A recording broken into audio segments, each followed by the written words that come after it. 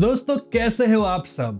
जैसे भी होगे, एक बात मैं कंफर्म कर देता हूं कि भैया इस वीडियो को देखने के बाद आपका मूड हो जाएगा अच्छा, क्योंकि आज मैं फिर से आप सभी लोगों के लिए एक जबरदस्त मैजिक फैंटेसी एनिमे लेकर आ चुका हूं दोस्तों। और पता है इस एनिमे का नाम क्या है? विच हैट एटिलिया। एटिलिया ही प्रोनाउंस करते हैं ना, स्पेलिंग है ATELIER। ठीक है, अब प्रोनाउंसिएशन बाहर में जाए। शाबाश बेटा। अब आप बोलोगे ठीक है, इस एनिमे में खास क्या है? ये वही एनिमे है दोस्तों जिसके अंदर अपने किटकैट सेंसेई है ना, उनका एक कॉपी है। नहीं समझे किटकैट सेंसेई कौन? अरे गोजो सेंसेई। देखा होगा ना इंटरनेट पे आजकल चल रहा है कि एक ऐसी एनिमे आई है जिसके अंदर गोजो के कैरेक्टर को लिटरली कॉपी कर लिया गया है। ये कैसे हो गया? हाँ, ये वही एनिमे है। हालांकि मैं आप लोगों को एक बात बताना चाहूंगा, क्योंकि जो लोग भी इस पर्टिकुलर कैरेक्टर को गोजो की कॉपी बुला रहे हैं, तो उनसे मैं बता दूं कि विच हैट एटिलिया मांगा एक्चुअली में 2016 से एयर हो रही है, वहीं जुजुत्सु काइसेन की मांगा 2018 से। तो फिर गोजो ने इसे कॉपी किया या इसने गोजो को? बाय द वे, इस कैरेक्टर का नाम कोइफ्री है, ठीक है? तो मुझे तो लग रहा है कि गोजो मतलब कॉपी कर चुका है कोइफ्री को। ठीक है, भड़क मत जाओ मुझ पे, मैं बस फैक्ट स्टेट कर रहा हूं, बाकी आप समझदार हो। और किसने किसको कॉपी किया इस बारे में आप कमेंट्स में झगड़ा कर सकते हो, एक दूसरे पे उछल जाओ पूरी तरह से, लेकिन मैं बढ़ता हूं वीडियो में आगे, क्योंकि अपना काम है स्टार्टर पैक वीडियो बनाना, तो करते हैं वो काम। ओके। तो दोस्तों आप लोगों को लग सकता है कि ऐसा भी क्या खास बात है इस एनिमे के अंदर, मतलब ये वही जेनेरिक मैजिक एनिमे है ना, वांड लेके लोग आएंगे, मैजिक करेंगे, कोई एक बंदा होगा जिसको मैजिक नहीं पता होगा, राइट? देन ये लोग स्पेल्स वगैरह बोल के स्पेल कास्ट करते होंगे, कोई बहुत पावरफुल होगा, यही सोच रहे होगे आप, राइट? रॉन्ग, क्योंकि इस एनिमे का मैजिक कॉन्सेप्ट बहुत ज्यादा अलग है, क्योंकि यहाँ पे मैजिक करे नहीं जाते हैं, लिखे जाते हैं, to be more precise draw किए जाते हैं। What?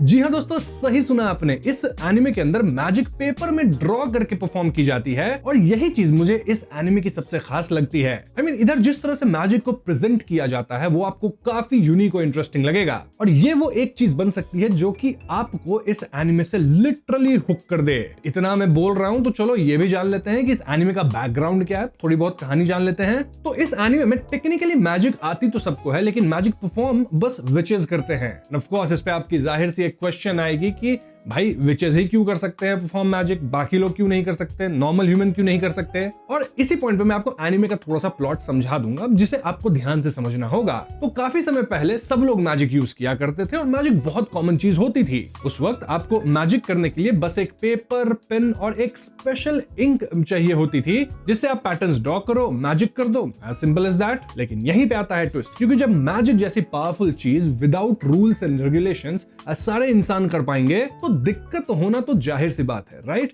क्योंकि हर कोई अच्छा तो होता नहीं है कि नहीं? तुम रियल लाइफ का एग्जांपल ले लो, इधर भी अच्छे और बुरे लोग तो होते हैं, और यही इस वर्ल्ड में भी हुआ। तो यस, कुछ बुरे विचेस ने मैजिक का गलत इस्तेमाल करना शुरू कर दिया, एंड इससे आया एज ऑफ कॉन्फ्लिक्ट। मतलब इस एनिमे के वर्ल्ड में उस पर्टिकुलर एज को या इवेंट को एज ऑफ कॉन्फ्लिक्ट कहते हैं, और नाम से पता चल रहा होगा वहां कुछ बहुत खतरनाक कॉन्फ्लिक्ट हुआ होगा, जैसे हमारी दुनिया में वर्ल्ड वॉर हुआ था, तो वैसा कुछ समझ लो। और इसी एज ऑफ कॉन्फ्लिक्ट को रोकने के लिए कुछ अच्छे विचेस थे, वो एकजुट होकर एक पैक्ट बनाते हैं, मतलब कि एक काइंड ऑफ फॉर्मल एग्रीमेंट। और उस पैक्ट में विचेस ने डिसाइड किया कि आज के बाद मैजिक सिर्फ और सिर्फ इस पैक्ट के मेंबर्स और उनके अप्रेंटिस ही कर पाएंगे, बाकी किसी को मैजिक करना अलाउड तक नहीं होगा। समझे ये रूल कहां से आया? वैसे आपके मन में एक और सवाल आ रहा होगा कि पैक्ट तो मैं भी बना लूं, मैं पैक्ट बना लूंगा कि आज से मैं दुनिया का राजा, लेकिन पैक्ट बनाने से हो तो नहीं जाता, इंप्लीमेंटेशन भी चाहिए, राइट? बात तो सही है।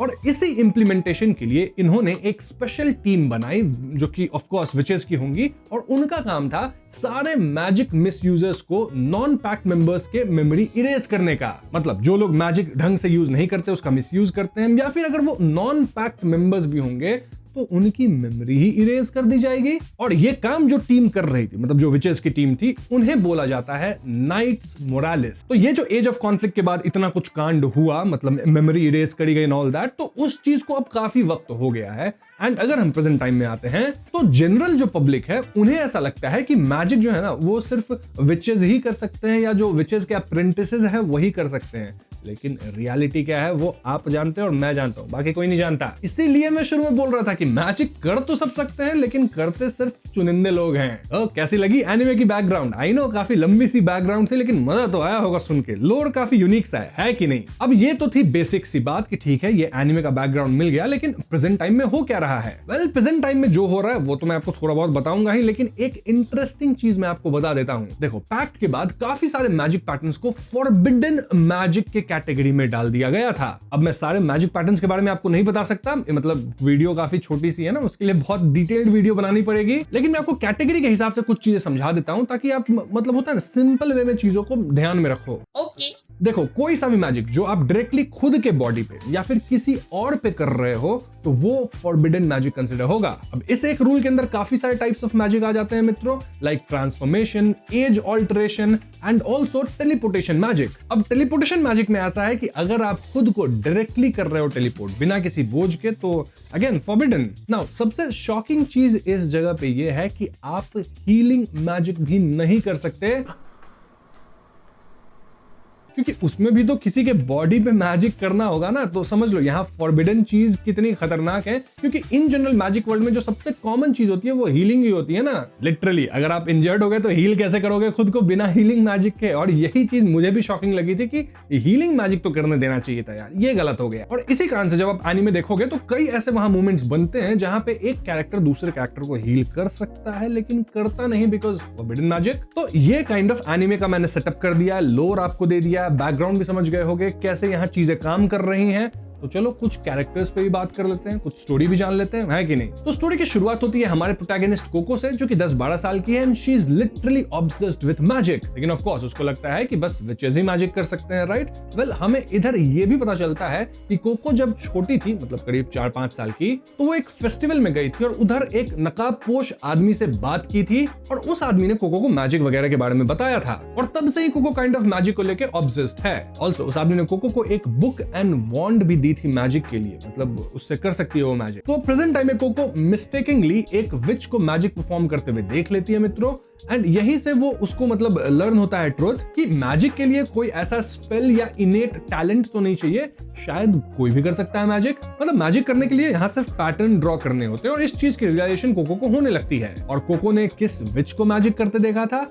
ऑफ कोर्स कुफरी को। अरे वही जिनको लोग बोलते हैं कि ये गोजो को कॉपी किया, लेकिन एक्चुअली में गोजो उसको कॉपी किया। अब कौन किसको कॉपी किया मुझे नहीं पता, या हो सकता है किसी ने किसी को नहीं किया। इस पे मैं झगड़ा नहीं करूंगा, इस पे तुम लोग आपस में लड़ो कमेंट्स में। इन शॉर्ट कोको ने कुफरी को ही मैजिक करते हुए देखा था एंड वहीं से उसको सच्चाई पता चलती है। बस फिर होना क्या था, वो जाती है अपने घर और वही पुराने बुक और वॉन्ड को खोजती है। वही बुक मतलब जो कि उसको याद है मेले में एक मिल गया था, जो मैंने बताया था, वो गई थी अटेंड करने बचपन में। तो कोको देखती है कि वो जो वॉन्ड थी वो काइंड ऑफ खुल के पेन बन गई और ऑल्सो उस वॉन्ड के ऊपर वो स्पेशल इंक भी था। तो बस यही 3 चीज तो चाहिए मैजिक करने के लिए, है कि नहीं? ना वो जो बुक थी उस बुक के अंदर ऑलरेडी बहुत सारे मैजिक पैटर्न्स थे, तो इन पैटर्न्स को अगर ड्रॉ किया जाए, पेन है, बुक है, इंक है, तो क्षमा बंद गया है आप, मैं और एक ऐड आता था, नहीं बोलूंगा, बट समझ रहे हो, करो मैजिक। हाँ, कोको यहाँ जो कि मैजिक से ऑब्सेस्ड है वो ड्रॉ करने का ट्राई करती है एंड इट एक्चुअली वर्कड। और बस फिर होना क्या था, तुम्हें क्या लगता है? कोको को पता चल गया कि वो मैजिक कर सकती है तो बस वो एक पैटर्न ड्रॉ करके रुक जाएगी? ना, उसके बचपन का सपना तो अभी पूरा हुआ है ना, तो बस फिर वो फुली यूटिलाइज करती है इस चीज को। लिटरली वो बुक से देख देख कर कई मैजिक पैटर्न्स को ड्रॉ करती है। और अब लग रहा होगा मजा आ रहा है एनीमे में, लेकिन इसी पॉइंट पे चीजें थोड़ी सी डिफरेंट होने लग जाती है। ऑफ कोर्स हर चीज स्मूथ तो चल नहीं सकती ना। कोको यहाँ गलती से एक फॉरबिडन मैजिक पैटर्न ड्रॉ कर देती है एंड देन उसका पूरा घर फ्रीज होने लगता है। क्या लगता है कोको के साथ क्या होगा? अरे डरो मत, क्योंकि हमारा जो कुफरी है वो आ जाता है, वो लिटरली कोको को बचाता है, वो कोको को उठाता है उसके घर से एंड उड़ जाता है काइंड ऑफ। लेकिन उस घर में कोको की मॉम भी होती है दोस्तों, लेकिन कुफरी उन्हें नहीं बचा पाता क्योंकि इतना टाइम ही नहीं था और इसीलिए कोको के सामने उसकी मॉम फ्री हो जाती है, if you know what I mean. अब यहाँ आपके मन में एक सवाल आ रहा होगा कि जब छोटी थी कोको तो बचपन में उसको वो कौन आदमी था जो कि ये वॉन्ड और बुक दिया? जो कि हम जानते हैं वॉन्ड एक पेन थी, उसमें इंक भी है, बुक में पैटर्न्स है। वेल, ये तो आपको एनीमे देख के ही पता चलेगा ना। इनफैक्ट आपके मन में ये भी सवाल होगा कि ये गोजो जैसा क्विफरी है कौन, कोको को बचा तो लिया है लेकिन क्या वो उसको विचेस के पास ले जाके मतलब उसको खत्म करवा देगा या फिर कुछ पता नहीं यहाँ पे भी जज जैसा कुछ हो, और कोको आगे क्या कर सकती है। ऑफ कोर्स मेन कैरेक्टर है तो खत्म तो नहीं होगी, लेकिन उसके लाइफ में और क्या क्या हो सकता है ये सब जानने के लिए आपको इस एनिमे को खुद जाके देखना होगा। देखो भैया, ये है स्टार्टर पैक वीडियो जहां मेरा काम होता है बस इंटरेस्ट जगाना, मैं आगे आपको नहीं बताऊंगा। और कोको की माँ जो कि फ्री हो गई है वो भी बचेंगे कि नहीं, आगे शायद कोको उन्हें वापस कुछ करके बचा ले। मैजिक जानती है ना, नहीं पता मेरे को, मतलब पता है लेकिन बताऊंगा नहीं। आप जाके खुद एनिमे को देखो, स्टार्टर पैक में इससे ज्यादा नहीं बताएगा मैं। नो तो क्वेश्चन इसकी, इस एनिमे को आप देख कहां सकते हैं? ऑफ कोर्स क्रंची रोल पे देख सकते हैं, जाइए वहां जाके देख लीजिए, या फिर कहीं और, मेरे को मतलब नहीं है, जहां जुगाड़ लग जाए। वैसे सुन रहा हूं आजकल समुद्र में बहुत सारे जाल बिछे हुए हैं, कूदोगे लपेट लेंगे आपको।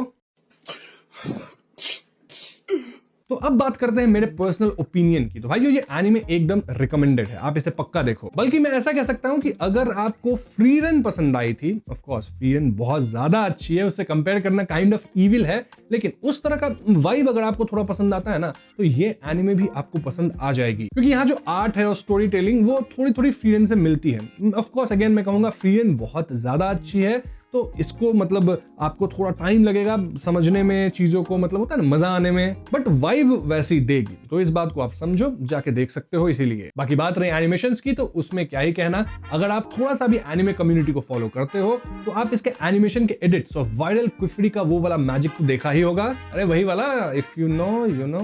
बल्कि दोस्तों इस एनिमे के मांगा ने तो लिटरल अवार्ड्स भी जीते हैं, वो भी एक बार नहीं दो बार। Harvey awards for best manga in 2020 and 2025 and Eisner award for best US edition of international material Asia, ये भी 2020 और 2025 दोनों में। तो फिर वेट किस बात का कर रहे हो, जाओ जाके इस एनिमे को देखो। लेकिन उससे पहले इस वीडियो को लाइक कर दो, क्योंकि लाइक टारगेट 10,000 है। कमेंट कर दो इस वीडियो पे, स्टार्टर पैक वीडियो बहुत सारी आने वाली है, ढेर सारी वीडियोस प्लान कर रहे हैं चैनल पे अपार्ट फ्रॉम एलओटीएम तो हर हफ्ते आती ही रहेगी। और लाइक टारगेट इसलिए दे रहा हूं क्योंकि अगर आप लोग 10,000 लाइक कंप्लीट कर देते हो, 2,000 कमेंट भी कर देते हो, तो उसका सीजन 1 खत्म होने से पहले मैं पूरी एक्सप्लेनेशन भी लेके आ जाऊंगा, मतलब अच्छे से स्टोरी बताऊंगा। तो बस आज की स्टार्टर पैक वीडियो में इतना ही। कमेंट करके बताना आपको ये वीडियो कैसी लगी, और अगर आपने इस एनिमे को समहाउ देख रखा है तो आपको एनिमे कैसी लगी है, और गोजो वर्सेस कोई फ्री लड़ाई रुकनी नहीं चाहिए। कमेंट में लगे पड़े रहो लगातार, बस गंदी गंदी बातें मत बोलना, ठीक है? चलो मैं चलता हूं, मिलता हूं आप सबसे अगली वीडियो में। Peace out.